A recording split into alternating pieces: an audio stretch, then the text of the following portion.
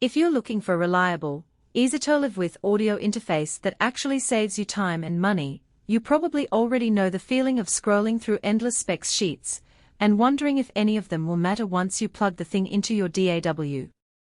You want something that just works in the real world, a piece of gear that doesn't need a degree in networking to get you up and running, and that won't eat up half your budget for a handful of features you'll never use.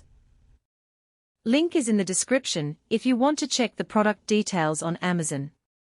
When I started digging into the Yamaha RUio16, the first thing that stood out was the promise of a 16-in, 16-out Dante-compatible interface that also runs over USB. That dual-mode approach is a double-edged sword.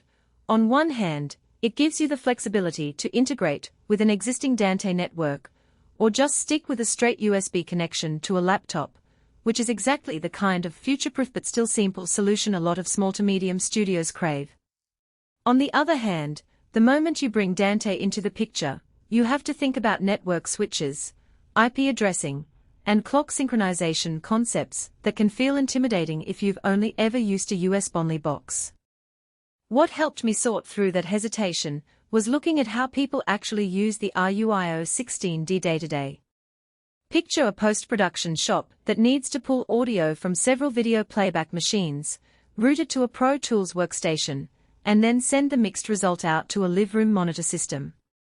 In a traditional setup, you'd be juggling a handful of separate interfaces, a lot of cabling, and potentially a couple of PCIe cards.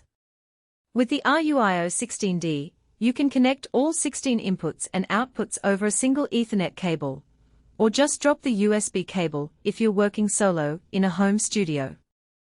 The ability to swap between those two modes without repatching hardware means you spend less time troubleshooting and more time actually editing. The real kicker for many buyers is the bundled VST Rack Pro software. It's not just a collection of gimmicky effects, it actually includes over 30 plugins that cover EQ, compression, reverb, and even some classic hardware emulations. For a studio that already pays for a separate plugin suite, getting those tools free with the interface adds concrete value. And because it's a Yamaha branded suite, the plugins integrate cleanly with the hardware's latency compensation, so you hear what you record without the annoying half-second lag that sometimes shows up in generic USB interfaces. Now, let's talk about who should buy this and who might want to keep looking.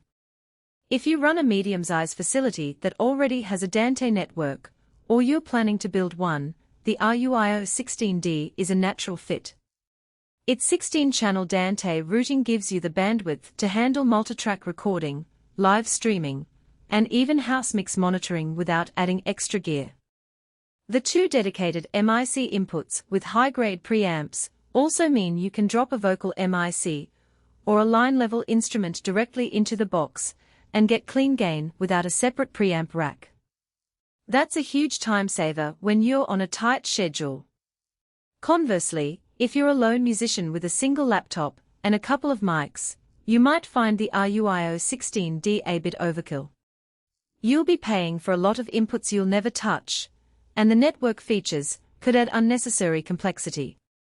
In that scenario, a smaller USB-only interface, something with 2 or 4 inputs, would probably meet your needs more affordably. The same goes for folks who are uncomfortable dealing with any kind of network configuration.